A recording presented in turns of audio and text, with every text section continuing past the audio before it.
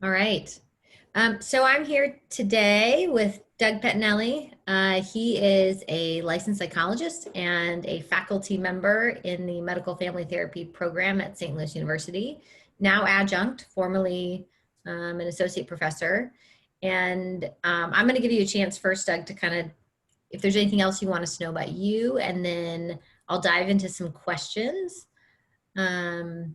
That have come in from alumni of the program, but also questions I've had as a former mentee of yours.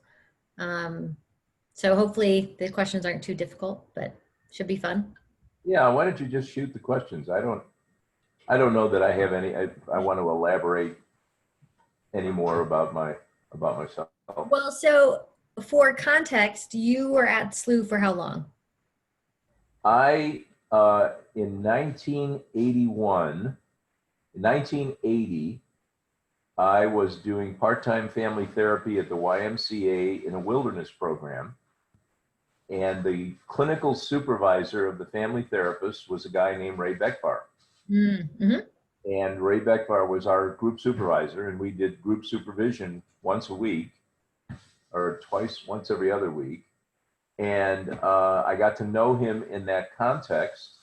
And as a result of that experience, he reached out to me and asked me if I wanted to teach adjunct at SLU because he was beginning to develop a family therapy track in the PhD program in counselor education in the education department, which is where he was a full-time faculty.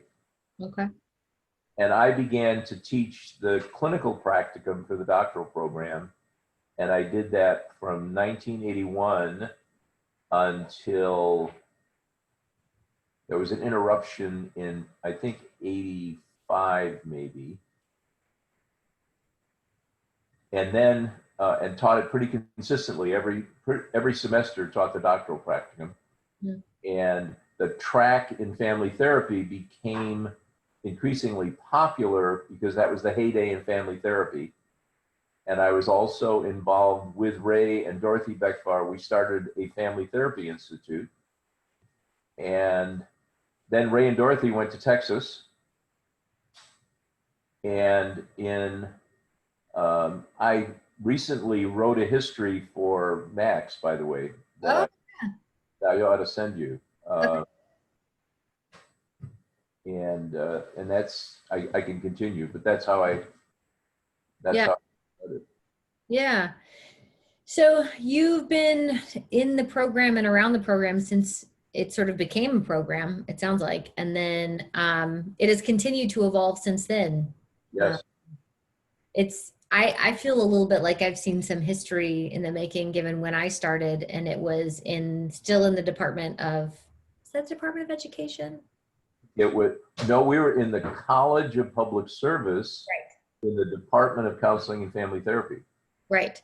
That happened in 96. Okay. It was established then. Yeah. The college was established in 96, and the concentration in counselor education became its own Department of Counseling and Family Therapy. Ah.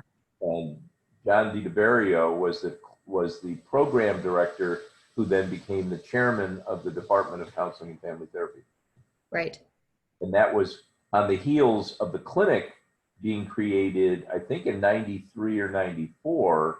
Yep, that sounds right. As a result of a grant that was written by John DiDeberrio and a guy named Mike Garanzini, who was a Jesuit who taught adjunct for our program. Okay. And happened to be academic vice president of the university. Yeah. This is going to be like maybe a question you can't answer, but like, how many students do you think you've had in your tenure? I don't know. We used probably up until the early, maybe even the mid 2000s, 2005, 2006, the majority of PhD students were part-time. Mm-hmm. They were people who you couldn't get into the PhD program unless you had a master's and at least 3 years of clinical experience. Oh, wow. So people couldn't go directly from their like if we had master's students who wanted to go right into the PhD program, they had to go teach and come back.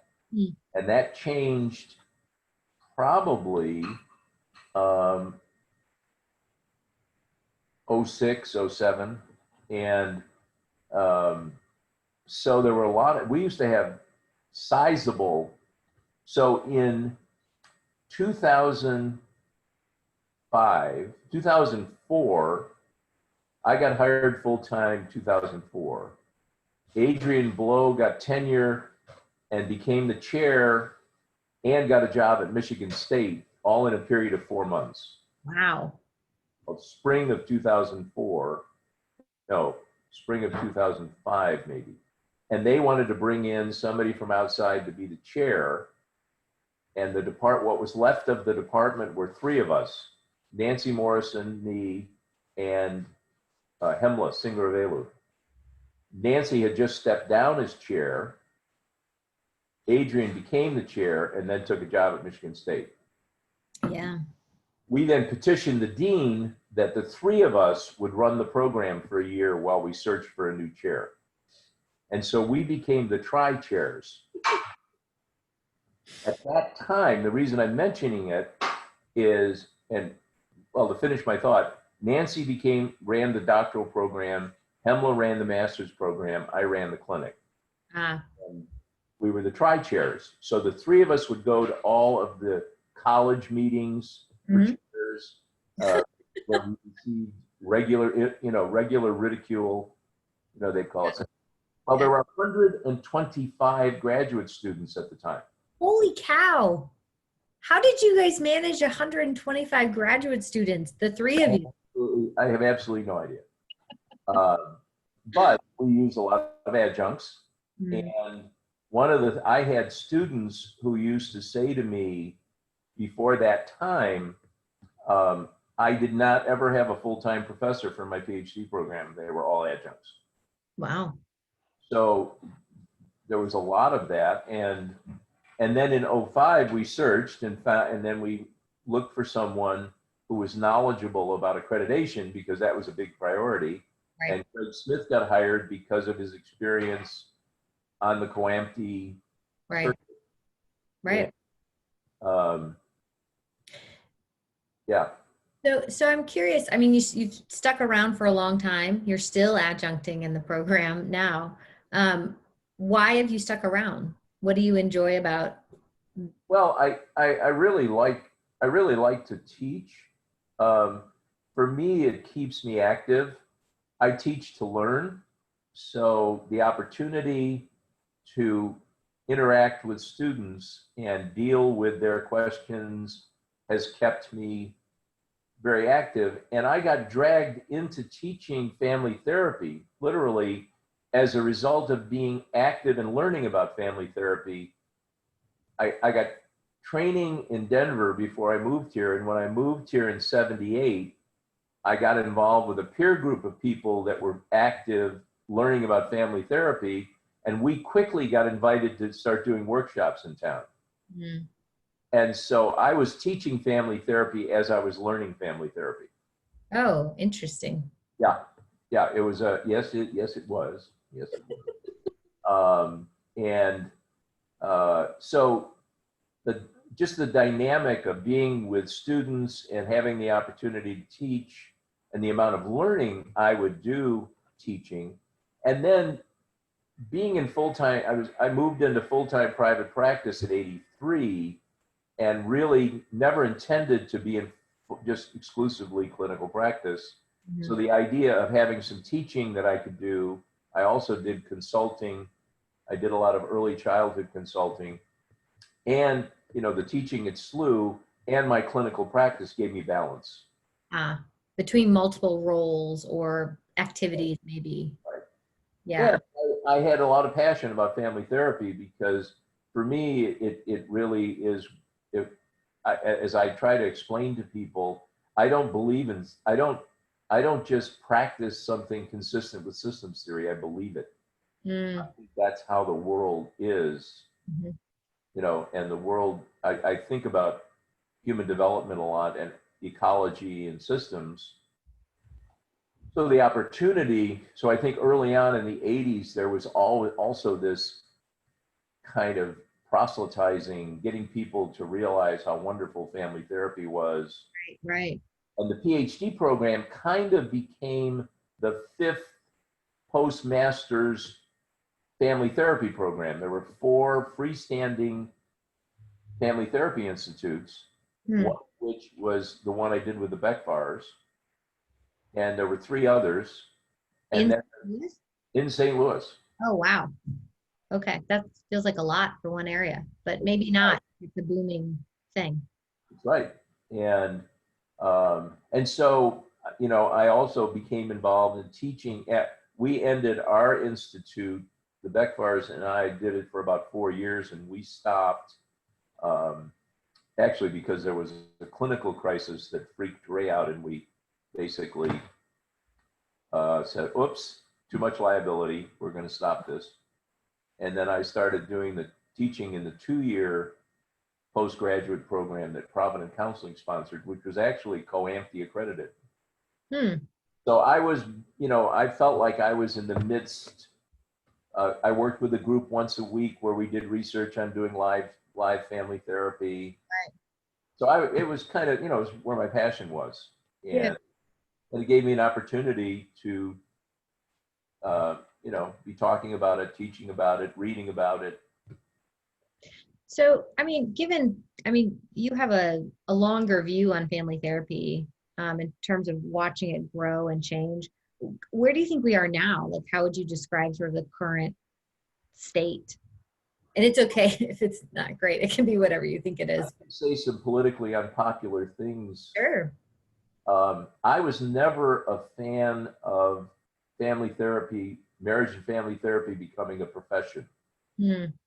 Because for me, it was a hotbed of interdisciplinary collaboration.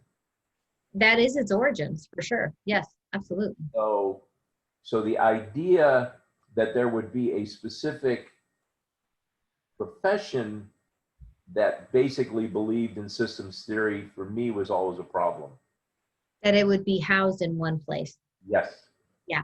It would diminish the impact of systems theory rather than expand it. It would silo it into a place. Right. Now, I think in part that's kind of happened, but what happened also is a lot of the other professions developed their own unit of family therapy. The American Psychological Association has the division of family psychology. ACA has their own. So, so to me, there was this unbelievable zeitgeist that I think continued through the mid 90s, and I think ran into now the professions all became much more focused on something called evidence-based therapy. Yeah. And in my career, my first training was in operant conditioning. Sorry, I can hear my children's YouTube downstairs. Go ahead. My early training was in operant conditioning, not behavior therapy. This was during the period when people were considering whether or not behavioral principles should be applied to human beings. Okay. So operant conditioning, there was always a battle between dynamic and behavioral things in psychology dating back to the 20s. Right. So to me, that battle was always won by the operant conditioners because they could generate concrete data that was available for statistical analysis.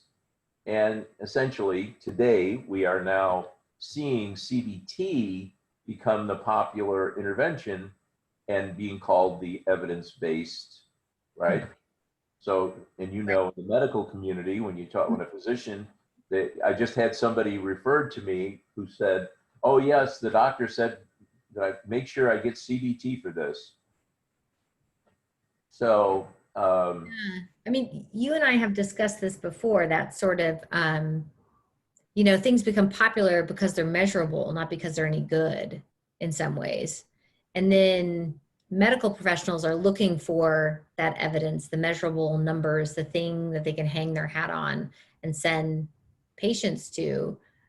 You're reminding me, I had a conversation with a physician like my first year at SLU, and you know, I said, well, where do you send people? And she goes, well, to somebody who does CBT. And I said, yeah, but are they any good at it? Are they any good as a therapist? And she was like, oh, but like that was right. Like I'm sending them to a therapy as opposed to a person, which I know is a big thing for you in terms of, I mean, you've done the self class for years, and like what it means, that differentiation between the evidence-based practice of it versus the person. right. Well, and I think there's also been the family therapy models have generated a transformation in the way we think about therapy. And not behavior therapy, but family therapy has moved the psychotherapy practice significantly. So one of the things that's happened is many of the principles, the philosophical principles, the framework ideas of strategic therapy, of solution-focused therapy, have been absorbed and reframed and renamed. Yes. Motivational I interviewing. joke with people, yeah, say again? Motivational interviewing. Exactly, it's strategic therapy. Yep. So, you know, all of that, I think, has taken those principles so that what family therapy in the 80s and 90s was contributing, sort of everybody studied and integrated into other models of therapy. So to me, the other force that has been operating has been psychotherapy integration, Mm. which from everything I can tell, I thought it started around, the early 2000s. But when I really look at the literature, it's back in the mid 90s. Mm. It started. Driven by the common factors people, and which was all based on the evidence that was coming out about psychotherapy. And so I think that has shifted the field and sort of taken the uniqueness of family therapy and spread it around. Mm-hmm. And if you look on the business cards of any mental health practitioner, everyone does family therapy. It's true. Everyone sees individuals, couples, and families. Yep. And so I like to ask people, and is this person trained in all three modalities? Mm-hmm. And I get a blank look when I ask that question. Mm-hmm. Mm-hmm. Along with, my daughter is a family therapist in Chicago. And when she started to practice in Chicago, she would call me up and say, does anybody do family therapy in St. Louis? And I'd say, why are you asking me that? And she said, nobody does family therapy here. They'll occasionally see a child and a parent. Yep. Now, the other interesting piece is in the 80s, I get into family therapy because of my interest in children. I would say to people coming into the PhD program, so why are you here? And they say, I want to be a couples therapist. And this was before EFT and Gottman. This is when people were still sort of floundering around, and the old Lederer and Jackson book was the only significant marital therapy book. And I said, what? They said, yeah, I want to be a couples therapist. Mm-hmm. What about children? Oh, I don't want to deal with children. Mm-hmm. So you don't really want to do family therapy. You want to do, yep, I just want to do couples therapy. And And I don't think that's changed. no, Everybody wants to do couples therapy, mhm, and people really don't want to do family therapy. nope. Well, nobody thinks of, it's funny when I have, because I still have students who say that to me, like, I want to do couples therapy. And I go, well, couples are often parents. So what do you do about that? And they're like, well, that's not why they're coming to see me. And I'm like, okay. But this sort of dissection of it is like, you know, being a separate thing as opposed to like, um, for me, there's not really much of a separation between couple and family therapy because I'm still dealing with a family unit.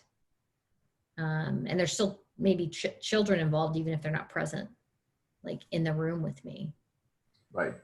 And the idea of doing a Virginia Satir Mnuchin family interview has really, really diminished.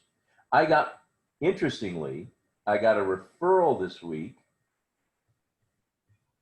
Mother called me up and said, my individual therapist referred me to you because she said we needed a family systems therapist. Mm, I I cannot remember almost ever receiving a referral like that. yeah, I, that's lots of my kids driving me crazy, you know, but so I think that, I don't know if that answers the question about the change, mm-hmm, but I really think, you know, there's this concept of zeitgeist. And mm-hmm. I think family therapy was a zeitgeist, profoundly so in the 80s and in the early 90s. And that zeitgeist is over. Mm. And so what's next? Well, I think MFT became a profession, and there are all of these graduate programs. So there are people becoming MFTs, and then there's licensure now in MFT. So it's another mental health profession. But I don't think that is fostering the growth of family therapy. Mm, mm-hmm, mm-hmm. I think there are people, you know, you come out of an MFT program and you're more likely to think about multi-generational issues. You're more likely to be informed conceptually, but in practice, I don't know that people are doing, I don't know that the graduates of SLU's program are all out there doing family therapy, put it that way. Yeah, no, I think that's fair. I guess I'm thinking about myself as, you know, being in my own private practice too, is like, once you're out on the other side, you do find yourself maybe getting to decide what you see or don't see. But then you also have clients who maybe don't see the benefit of bringing a child in or a partner in. And there's such a, like a, I just want to come in and have my own safe space. This is really like politically incorrect too. I want to have my own safe space where I can like say what I need to say, but there's no sense of sort of the I think of it as like the relational impact of having that safe space, and not engaging important people in their life, or the impact of not engaging them. So this is a good segue because I let our alumni know that I was interviewing you, and they have offered me several lovely questions. And one of them is related to what we're talking about now. So don't be scared. They're not that bad. So one of them was, and so this fits with where we're going here. So one of the questions was, what is the biggest change shift that you've seen in the ideology of the field? Now, I find the term, the field, a very interesting thing to respond to. Okay. I got 5 years of training in doing psychodynamic therapy with children. And my teacher and supervisor would frequently say things like, you know, I'm glad we finally understand this. And I would look at him, he was a psychoanalyst, and I would look at him and I would say, and I, at the time, they got me teaching family therapy in the same place. And I would look at him and I'd say, who are we? I said, I think you're talking about the psychoanalytic community, not the entire field of mental health. Right. because we, the entire field of mental health, have known about this for a long time. Psychoanalysts haven't, right? So the field. So can you define the field? I guess I don't know what this person means by the field. My guess is the MFT field. So that's probably one question. And the separate one is maybe psychotherapy generally in terms of where we're headed. Well, I think the psychotherapy field has really evolved for one particular reason, and that is people my age are my age and have been doing therapy. The first time I saw family was 1973. Mm-hmm. That was the first time I did a family interview. And that's because the adolescent in the family that was referred to me told me I should do it. Yeah, he said, this isn't just about me. This is about my family, and my parents are really screwed up. I think you should be working with everybody. I said, okay, let's invite him and see what happens. I was in the Army, and the father was a colonel, so it was a big deal. Oh. And sure enough, as soon as we started talking about the issues between his parents, his symptoms went away. And I went, holy crap, there's something about this systemic stuff. I've been doing family therapy ever since. Well, where was I going with that? The state of the psychotherapy field. I think that the generation of my generation was the first generation in any amount, right? I'm a baby boomer, to become therapists. Mm. So I think the population of active therapists expanded enormously in the 60s and 70s. Mm. And that meant there were a lot more people getting experience and learning about therapy from doing therapy, not just having to learn about psychoanalytic therapy. Yeah. And I think that pushed people to ask more questions, become more attracted to alternatives. And there was many models. I mean, I was in graduate school when Fritz Perls was writing his books, right? Mm-hmm. Carl Rogers was still alive. I was learning family therapy when I went to see Mnuchin speak and went to see Whitaker speak, and all of those people were actively developing. Mm-hmm. And I think our generation learned, which then led to, I think, the emergence of psychotherapy integration and the emergence of common factors. And I think there's been that evolution. So I don't know too many people who are purists anymore. Yeah. I think, yeah. I certainly don't feel like a purist. And then the two things that I think have happened that have profoundly affected, I know my practice, but I think the field, has been the validation and discovery of the significance of trauma and the neurobiology research that came out in the 90s, the decade of the brain, when a lot of things that in my early training I was taught that were sort of speculations suddenly got validated at a neurological level, like the therapeutic relationship and attachment. And I think that has really shifted everyone's thinking. So now attachment is, as I said to a family of a 9-year-old child that I'm seeing, I said, you've seen some therapists before, and I'm sure you've heard the term attachment. And the parents sat there nodding. And I said, they've probably all mentioned that they think she has attachment issues, and they nodded. So I said, and most parents, when they're told that, feel like it's their fault, and they nodded. Yes. And I said, well, okay, so here we are. So I think there are certain things that have now become not just infused in our thinking in the field, but much more infused in the way people think about things. Right. So I think those are the biggest shifts that I think I've seen. Yeah. And there does. And two other things. One, there were very few people in private practice when I entered private practice in 1983. Now there are a gazillion.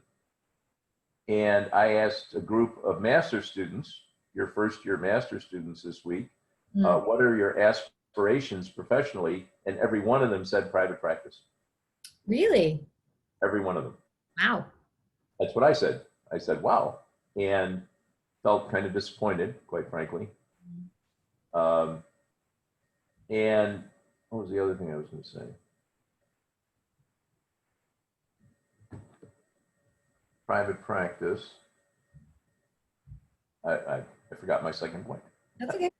If you think of it, we can come back. So then this maybe falls in line with that last comment about our first year master students. One of our alumni of the master's program, who I will not name, asked, what one piece of advice would you give to newly licensed therapists? Learn. Learn. Learn. Learn. Get involved in a dedicated, organized training program in what you consider to be your favorite modality of therapy, and adopt a framework of therapy and train in it. Yeah. Do not think that going to workshops provides you with the necessary training to develop. Yeah. Think yourself like a young athlete that has been identified as having a 100-mile-an-hour fastball and is 19 years old, and listen to the broadcast where the announcer says, oh, he's only 19 years old. I hope they haven't gotten him into the majors too quickly. Being in independent practice is the major leagues. I believe as a clinician, you should play in the minor leagues before you play in the major leagues. And during the time you're in the minor leagues, you should be getting postgraduate training. Because you need to season. That's what you see in young athletes. They might be extremely talented, and you might be the most brilliant clinician on earth, but you need to season yourself and become experienced and trained to really function effectively and sustainably. My biggest concern about young clinicians is they're jumping into private practice without seasoning, and they're not going to be able to sustain themselves because they just don't have this. And seasoning is this sort of ambiguous phenomena. It took me 10 years to feel. I got my PhD when I was 25, so I was a baby. Excuse me to those of you who might be 25. I was very young. I didn't think I was. I thought I was really old. Absolutely. It took me 10 years before I felt like, okay, I think I'm feeling some sense of solidity in my ability to do this. And interestingly, I was 36 or 37 when I went into private practice. So. Yeah, I've heard you talk about that before, because I do think it's sometimes hard to describe to new therapists who haven't been through it. You know, it's even hard like to name now, because as you were talking, I was trying to think like, when did I feel? I had supervision until 2 years ago, like regular supervision and training up until 2 years ago. And I've been doing this since 11 years. So like, mostly because I didn't think I knew what I was doing Exactly. for a very long time. Right. But I do, but I do think, I don't know if it's getting out of grad school and wanting to be sort of working or doing that maybe pushes people to want to sort of go too quickly or something. I don't really know. Well, I also think it's kind of a combination of a lack of awareness of what it feels like to be there. Mm, I think it's very difficult to assess that in yourself. mhm. And the, the, the training models that exist for mental health professionals postgraduately are horrible. I actually have a young family that I see, and the guy's a therapist, and he's had asked me for professional conversations because he is trying to find postgraduate training, and he said, where do I go in St. Louis to do that? Mhm. Mhm. And my answer is, I don't know. The only place that I know of is a psychoanalytic institute. Mm. That He said, well, I don't want to be a psychoanalyst. I said, I know. I understand, but they offer seminars and they offer the kind of environment. And to me, a training program has seminars and supervision. You become part of a cohort, just like graduate school. Right. And what I explained this week to the master's students, in that environment, that's where you begin to network and connect and have colleagues. Yeah. And that network of colleagues is part of what enables you to sustain yourself professionally. Right. Because what I like to tell people is private practice is inherently a dysfunctional model of implementation of mental health services. Mhm. It shouldn't be implemented from a private practice format. Mhm. And I felt that having done full-time private practice for how long ago was 83? It's not quite 40 years, I guess. I did it full time, Mhm. and after having done it all the time and been successful and been able to support my family, I still think it's not the best way to deliver mental health services. Yeah, it certainly only serves a few. Um, It isn't that it serves a few, it doesn't provide the infrastructure that services require and the main infrastructure is the person of the therapist. I've started to think about the person and the self of the therapist as the infrastructure of the mental health field. mm, How do you strengthen and nurture that? And private practice doesn't do that. It's right. isolating, but working in a group, working collaboratively, working in a setting where you're working with other professionals, you're talking to people in the hallway, you're going to meetings together, you're having seminars together, where there's a level of collaborative energy. You might even be doing research together on what you're doing. Right. Strengthens the infrastructure and provides the kind of larger systemic structure that I think is necessary to support clinicians and deliver good services. Mhm. Clinicians now are being asked to do 40 clinical hours a week. Mhm. That's insane.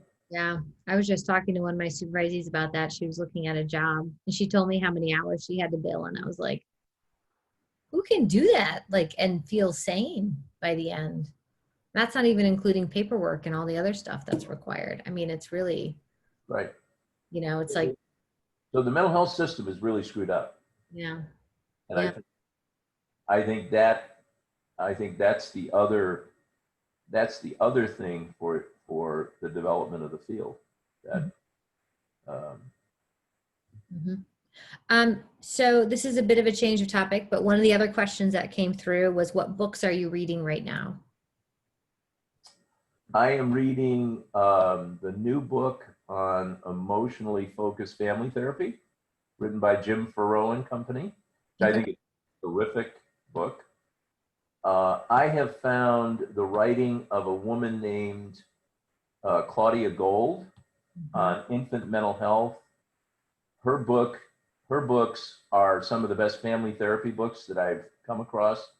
Mhm. But she's offering a early childhood infant mental health perspective. reading her stuff.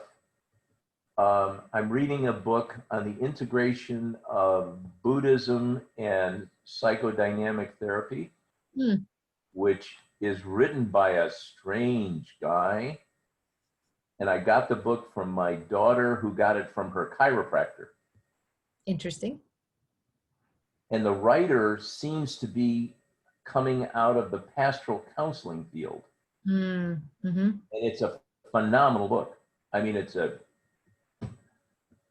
um, I read a bunch of books at the same time. Yep. I have the same. I've been trying to read a book on intersubjectivity that is really interesting and filled with good information, but it's too hard to read. Makes my head hurt.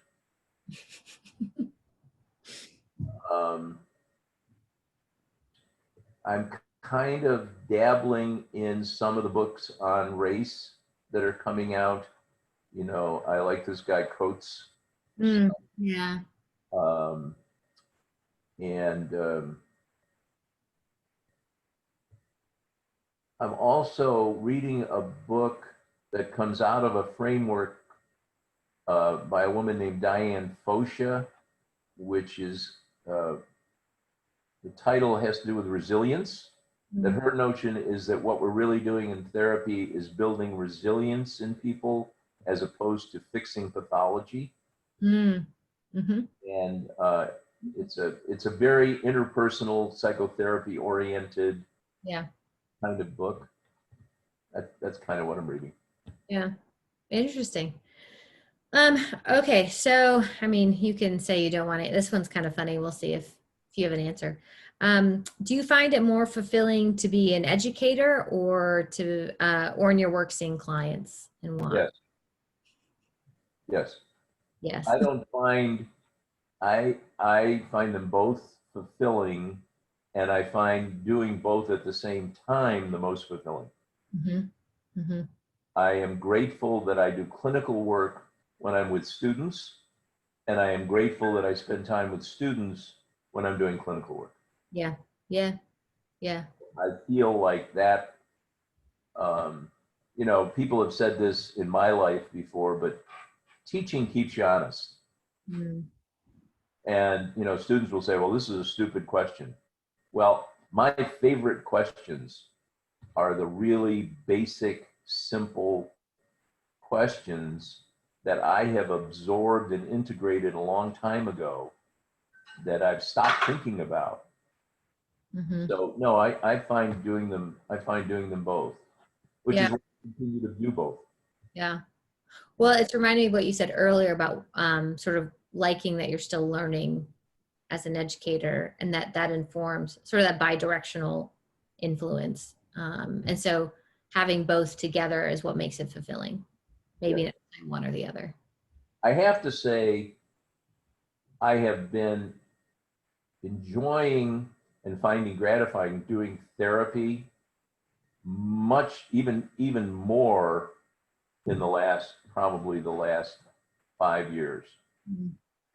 Um, I've begun to become aware of how much it gives me to have the honor of sitting with people Mm-hmm. and have them trust me with the intimate details of their life. Yeah. Um, Do it's you just a tremendous honor and just very gratifying. you remember the I don't know if it was a metaphor, but you used a story once in a doc class I was in with you, where maybe it was probably Daniel Stillwell who asked you a question, and you said you talked about like your role or your position as a therapist is you're sort of sitting on the shoreline and people are kind of floating by on boats, and like that metaphor has always stuck with me, and you're just always excited if somebody pulls over to talk to you. Like, hey, you're sort of watching people walk by and then it's like, oh, you want to come talk to me, isn't that amazing? Yes, yes, right. That's what I thought of when you were describing that, like the that they picked to come in, that they continue to come in, that they're willing to say all the things they're willing to say. Yes, Yeah. yeah. It's just a tremendous privilege, Yeah. you know. And I I never got into, I never went to graduate school to help people. I went to graduate school to learn about people. And I had this opportunity to learn about life at a level that I couldn't do in any other way. That it, you know, and in the process, I find that my interest and curiosity in people is one of the most healing things they experience. Mm. And in fact, someone told me there's recent research on placebo, Mm. and that what placebo is the experience of someone caring and attuning to you. Yep. And so it's remarkable because I'm getting gratified because I get to learn about them, and they seem to benefit from what I say about what I learn. Mm-hmm. What a kick. Yeah. Yeah, it's a pretty great way to earn a living. So maybe related to that, one of the other alumni asked, what do you think your growing edges are as a therapist right now? Growing edges. You mean what do I need to learn? Yeah, where do you see yourself growing right now? Or, and maybe you've already named it, that sort of like.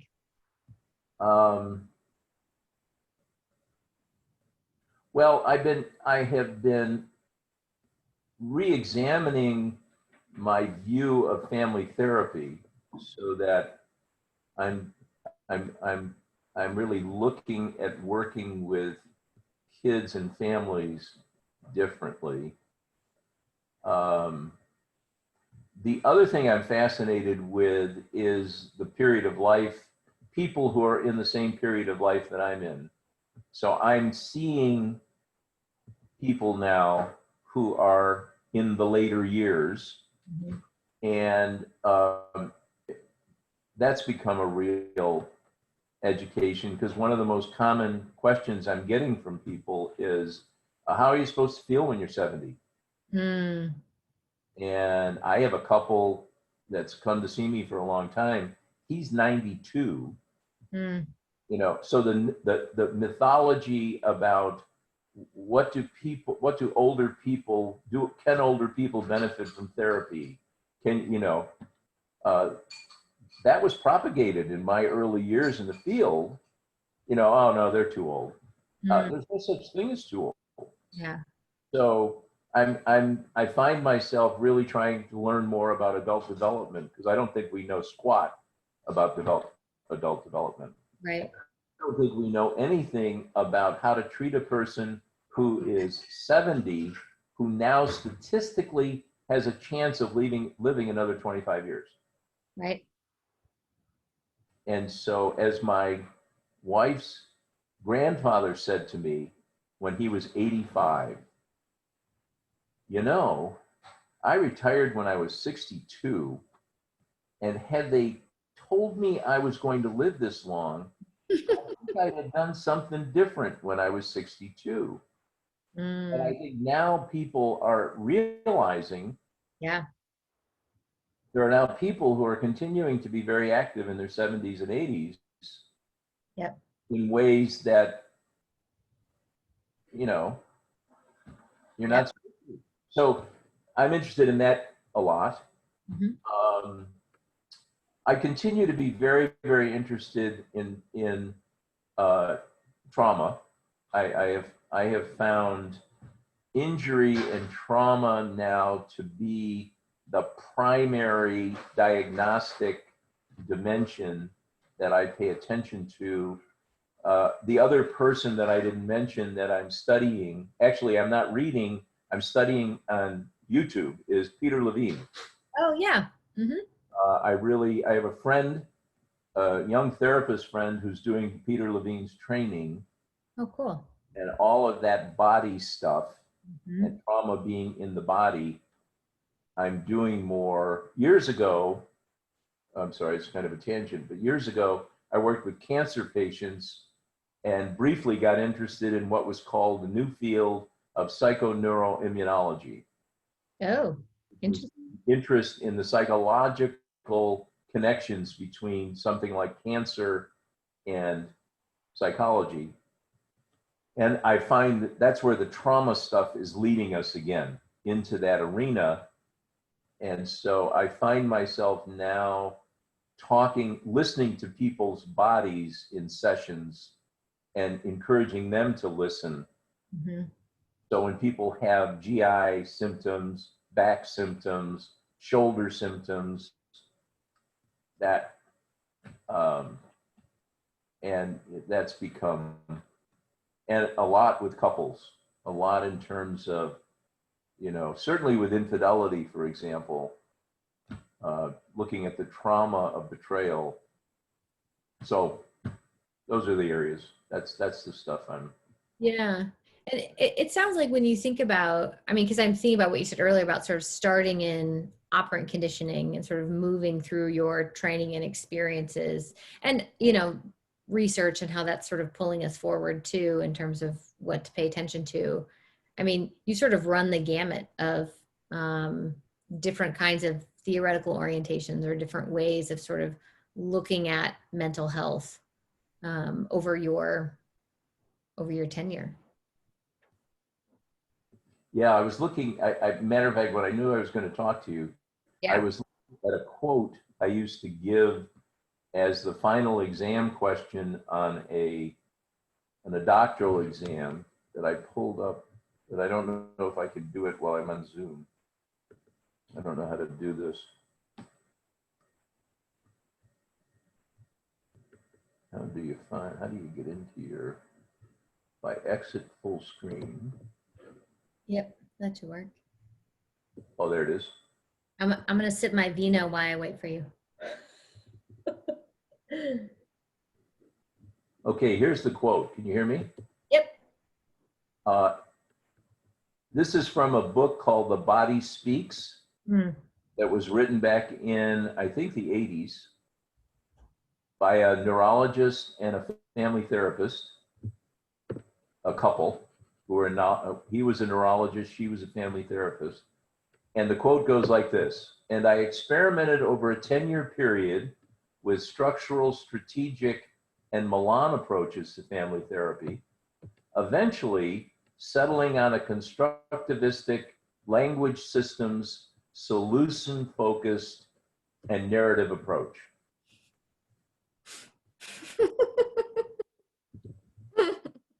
And I used to give that to people as a final exam in the couple and family therapy theories course and say, explain this quote to your grandmother. Oh, man. And so at the beginning of the course, most people would say, I don't know what that means. Yeah. So by the end of the course, you should know what that quote means. But that quote is also kind of a picture of my development. Right. Of all the things that have evolved, and certainly in the family therapy field. Right. Yeah, that's so funny to hear them all strung together that way. Because I was even thinking about, like, you know, even when we teach the theories in a class, that's often the order, right? And maybe it's because it's historically accurate in terms of when things came to be. Right. But also it does feel like a movement maybe in the field to that more, you know, from a more modern to a more postmodern approach. And comically, what I say to students is everybody thinks they've landed in postmodern, but most people aren't. Most people are actually far more modern or structural in their approach. They just want to be postmodern. They wish they were in some way because it sounds better. I don't know why it sounds better. It sounds better in some way. I don't know how much you ran into that, but I think it's sort of fascinating. I mean, I think we've talked before. I feel like we probably should have told people this, like that you and I are friends and we talk all the time about some of these things and enjoy vino.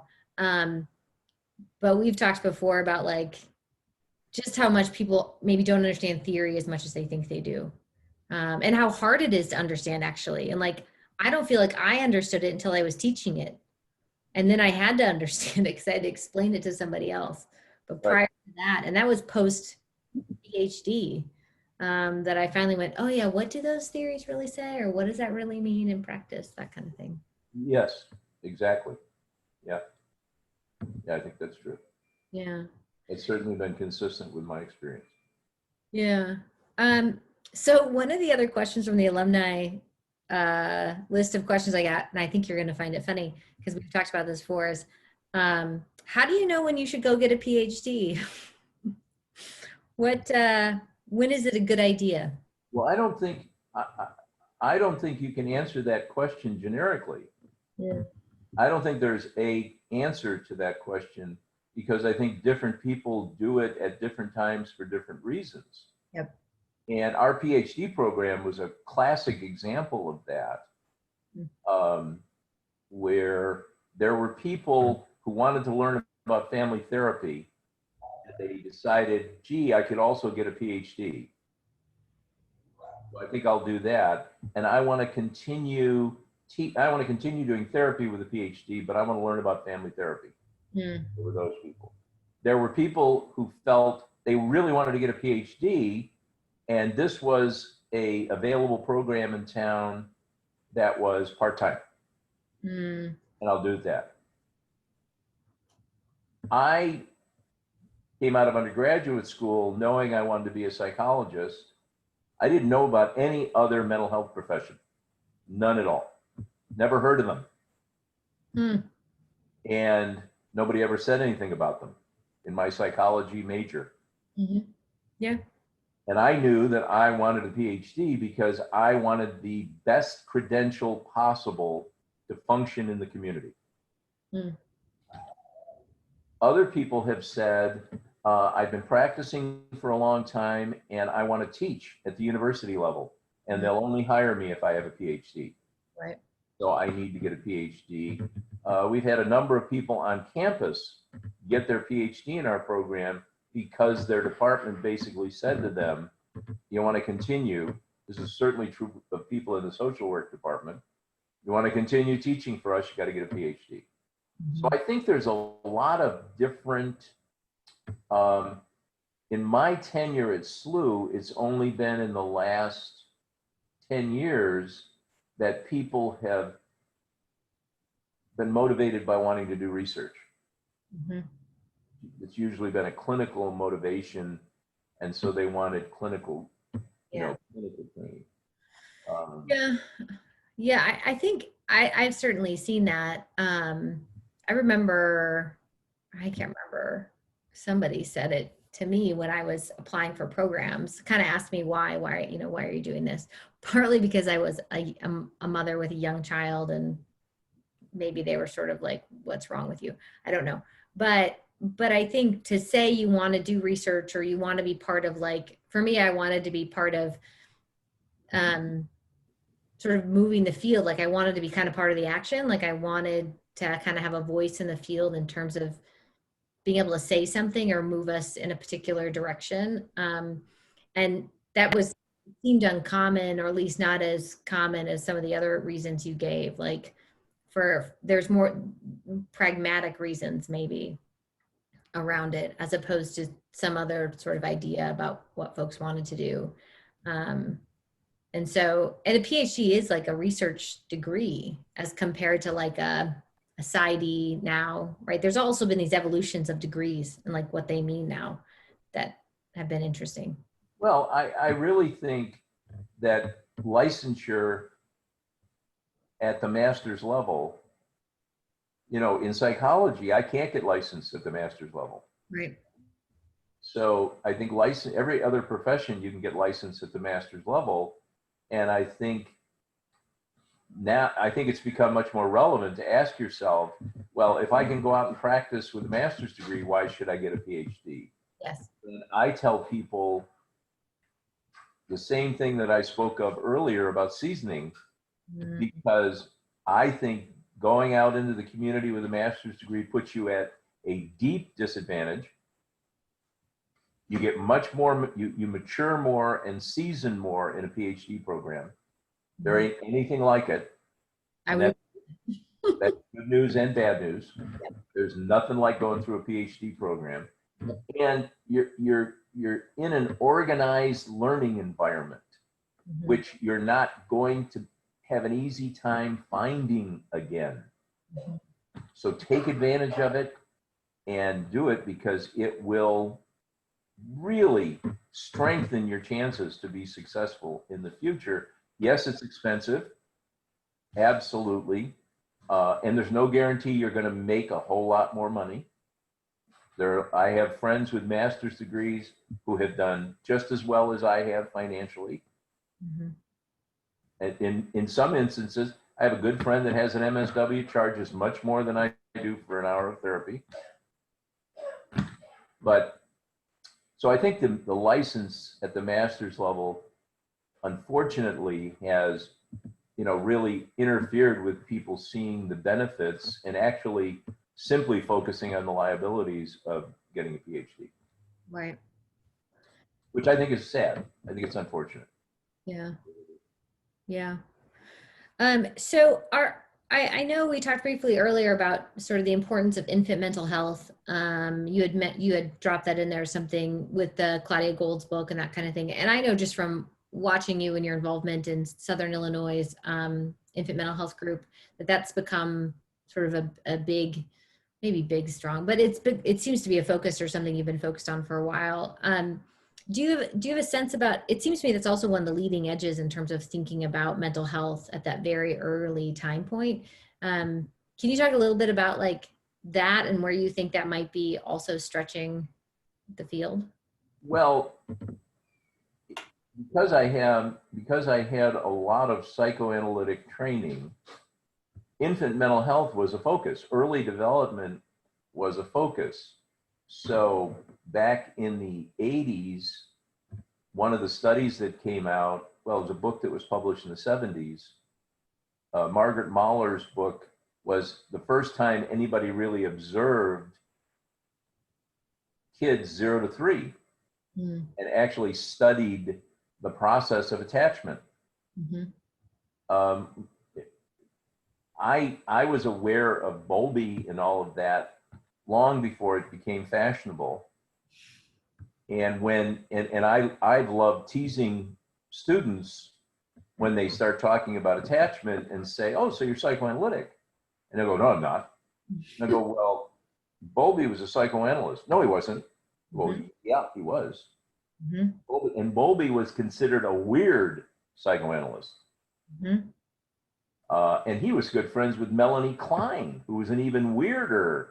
But they were very much, well, so that was my early. So the infant mental health culture was a culture that I was learning about back in the 80s. Right. And there were actually some books published. There was a handbook of infant mental health that came out. Gosh, I guess it was probably late 80s. Mm-hmm. And then interesting, and then I've been a school consultant. I worked for 2 years as a full-time school consultant. I did an internship in child. My master's thesis was on children interaction. So for me, child development has always been a fascination. Mm-hmm. And my mentor in graduate school was a adult development, wrote a book on personality development. So I've had a lot of influences. And so the infant mental health piece has been a part of my professional interest pretty much. And I would say a developmental perspective is at the centerpiece of my way of thinking. Mm-hmm. I just think developmentally. Yeah. It's and so ironically, so I've been a consultant, but I wasn't active like the national organization that's most connected to infant mental health is 0 to 3. Mm-hmm. I never went to the conferences. I didn't do that. So what happens is my daughter gets her master's in social work, and her college degree is in early childhood. Mm-hmm. So she then, after she gets her master's degree, goes to work for Jewish Family and Children's Service in Chicago. And she gets involved in the Illinois Infant Mental Health Association. She ends up on their board, and they're looking for a speaker in Southern Illinois And she says, oh, you ought to call my dad. And so this is probably, God, I don't know, 7 years ago, 8 years ago. And they called me, and I did a talk for them, much like you did, that annual, I did one of those. Yeah. And I connected with several of the people in the Southern chapter, and then have done a bunch of training and stuff. So the infant mental health perspective has really put a tremendous amount of emphasis on how do we strengthen early development. And in Illinois, they've mandated consultants work with early childhood centers. That's mandated. Wow. The state of Michigan, the state of Illinois, you can get certified as an infant mental health consultant. There's actually a year-long certification program that you can go through. And that was just getting started with a Missouri Infant Mental Health Association, which actually started in Kansas City. A few of us here have talked about it, and all of a sudden we learned that there were some folks in Kansas City doing it. So it's been a movement that has certainly been very strong for anybody interested in early childhood. And I think because of the emphasis on attachment in early childhood and on dealing with parents, and the development of a therapy model by Alicia Lieberman called Child-Parent Psychotherapy, which my daughter is a trainer of, which focuses on dealing with trauma from a family therapy perspective. Wow. So the infant mental health people have been emphasizing working on parent-child relationships for my entire career. Yeah. I mean, in some ways it sounds like returning to what family therapy was at the beginning. And even like, I remember studying, like when I was a psych undergrad, like studying sort of the movement of psychotherapy or whatever, or it was like abnormal psych, where they talk about, you know, when the DSM was created and Freud before that and blah, blah, blah, blah. But in some ways, I always feel like we circle back to what Freud and those folks talked about at the beginning, which was about those really early years and experiences with caregivers. Like we want to like say that doesn't matter and be behavioral or be this or be that. And then we just keep sort of circling back to, oh, great, those first 5 years really matter. And it's like, it feels a little bit like a loop that Well, you know. one of the things that family therapy set out to do was discredit psychodynamic therapy. All of the people that founded family therapy were psychoanalysts. Oh, right. Yeah. Right? The only one who wasn't a psychoanalyst was Satir. And so they're all analysts. Right? And they were all analysts like Whitaker, for example, who were trying to do psychoanalytic therapy with schizophrenics. Right. And so I think they learned, the people who wanted to see family therapy emerge and thought psychoanalysis was inadequate were the people that treated one of two populations, schizophrenics and children. And they advocated a different approach than the traditional psychoanalytic approach. Right. And I think those are the people that started family therapy, because they really, you know, I can remember having a conversation in my internship, 1974, which was a psychoanalytic children's treatment center, a child guidance clinic. Why should I sit with a child individually and wait for them to think that I'm their father and then tell them I'm not, which was interpreting the transference? Right. Why don't I just get the father in the room here and work on that relationship right now? Right. That was a psychoanalytic question. Mm. And that led me to structural family therapy, Mm-hmm. you know? Right. And that's, so yeah, I do think now, for example, you've looked at Claudia Gold's book.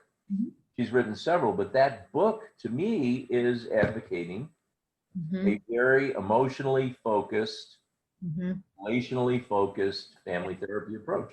And she quotes Winnicott all over it, who's a psychoanalyst with Bowlby and Klein. Like, it was the first time I read her book, I felt like my master's is in counseling psychology. And so I felt like I was back in those theory classes where we studied Freud and we studied Klein and we studied Winnicott and we studied attachment and Bowlby. Like, we went back there, and one of my teachers was a psychoanalyst, one of the professors.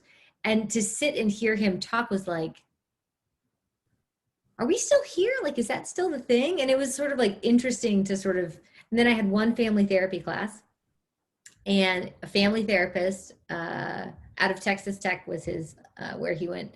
And to hear him talk was sort of like taking all of that, but bringing it to a family systems perspective. Okay. Well, listen. So turn that. Those don't fit in your cards. Sorry to hear that. We're having work done on our house and there's too many snafus. But anyway, hearing him talk was sort of like, I don't know, it sort of came full circle for me, like that there was this and then there's this. Because I remember, like, even in that first class about Freud, we got to the behaviorists, we got to Skinner, and we got to, who was the other one you mentioned earlier? I don't know, all those folks, Carl Rogers and all of them, right? But it's sort of fascinating, like, that we just keep returning to the same thing. I guess if we want to, because when I listen to clinicians out in the field, not a lot of them are doing the family therapy work that you're describing. No. And I can, it was a tension that existed between me and Ray and Dorothy Beckfar, because they were so anti-psychoanalytic, and they knew I was in a psychoanalytic training program. And I had two peer groups that I met with. I had my family therapy group and I had my child therapy group. And each of them would make fun of me for meeting with the other group and say, these are contradictory. And I would say, no, they're not. They are complementary. Right. And I'm learning, it's very important for me to be doing both of these. And I have to say, I am very thankful that I did that, because the integration that you were just talking about has emerged with everybody's recognition of how the brain works and attachment. Right. And so, yeah. And the CPP model is, it's really a family, it's a, Right. very much an emotionally focused family therapy model. Right. Yeah. So one of the trainings I had when I was in the doc program was filial play therapy with Bobby Miller and Andy Brimhall. And I remember that feeling like an integrative moment too, because that model took these ideas of play and early childhood and the importance of attachment and sort of put them into an experience. And I find myself to be much more experiential in the way that I work. And so, and it also like decentered me, the therapist, right? It sort of took me out of the equation and recentered the family in the intervention in a way that I hadn't seen very often, at least up to that point. Yeah, and that's one of my favorite. For years, I've wanted to put a conference together where all of the relationally focused models would be presented: filial, theraplay, PCIT, Right. CPP would all be presented, and there could be more of a validation of that perspective. Right. And what I've watched happen in St. Louis is PCIT has become the popular one, largely because it's been implemented. It was designed by psychologists. It's a behaviorally oriented parent training program, but it works on the relationship. So you're coaching Yep. Doing the same thing filial does. Yep. So one time, so my training's in filial. Annie Garner, a psychologist at SLU, her training is in parent-child interaction therapy, PCIT. Her and I sat down and compared notes. Like, okay, so what is your model telling you to do? And it was fascinating. Like the end goal was the same. Right. The coaching was the same. What we did though with the family was different, like the activities or the sort of what was allowed, some of the boundaries and that kind of thing were different, but coming even from the same theoretical models, but doing different things in the room. It was the most fascinating conversation I've had in a long time about like how we could really validate each other and see them as, I mean, in all the research on common factors or the Yes. every model works, right, would validate that. Right. And I think that, I think that's a great example of the recognition of common factors. Mhm. And Annalise Millay she came to me when she was a doctoral student to supervise her in PCIT. And I said, I don't know anything about it, but bring me the manual and I'll try. So she brings me the manual and she would start describing her clinical process. And I would say, wait a minute, you're not following the manual. Right? Where does it say talk to the mother for 30 minutes? I don't see that. I see talk to the mother for 5 minutes. Well, she said it was impossible. I couldn't do anything else unless I helped her with how much stress she felt and she needed support. And it was stupid to go forward. I said, wait a minute. You're violating the evidence of this model by deviating from adhering to the protocol. Yep. And she would get really frustrated with me, and I would say, "Not it," and it then birthed a discussion about protocol-driven therapy, Mm-hmm. which she eventually did her dissertation interviewing people who did PCIT to ask them about self and the therapist issues. Yeah. Really a very interesting outgrowth of that, but it was very clear that the strictness of the protocol couldn't be followed. Right. But the philosophy of the framework could be followed. Right. And that's why in the common factors, I've always been fascinated with the difference between allegiance to a model and adherence to a model. Yeah, because it's allegiance to the model that matters, not adherence. Right. Even though every randomized clinical trial, right, the gold standard talks about adherence, it's about whether or not the therapist believes it. Right. That's what matters. Right. Like, and so it's still like I've had a few of the psychologists at SLU come and do guest speaking about, like one came to talk about motivational interviewing, Annie came and talked about PCIT, and it was so funny. Both of them said, we should let you know up front, this works as well as anything else. I'm like, thank you. Right? Like they knew I was going to ask them the question because we had discussed it beforehand. And so they just sort of outed like, this is a way to work. And if you believe it, it works, Right. That's how religion works. I don't know. but there is that allegiance factor that matters a whole lot. Okay. So I have one last question. Okay. This is just coming from me. Actually me, and then like things I've heard other alumni say.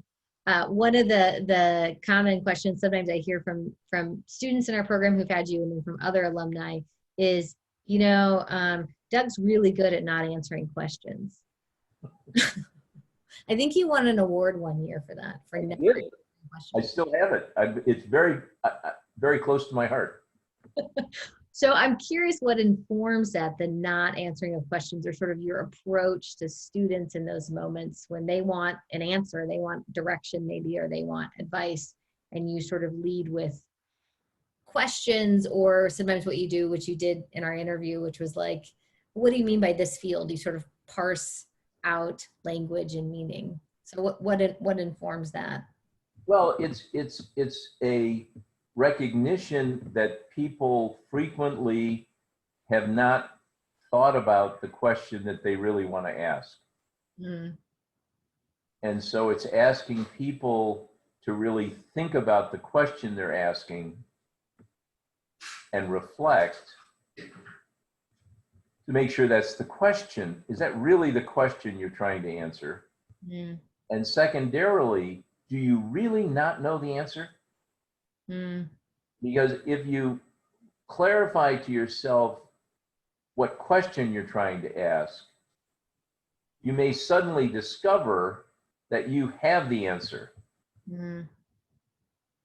And or the answer becomes clearer to you because your question has become clearer to you.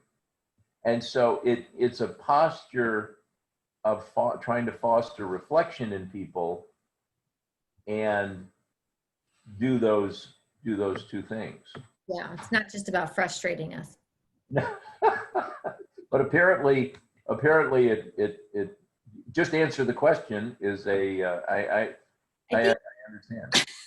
I think initially, I think particularly when people don't know you, it's initially sort of like, what? Like just, because I think in a learning environment, most of us are used to asking professors questions and getting answers.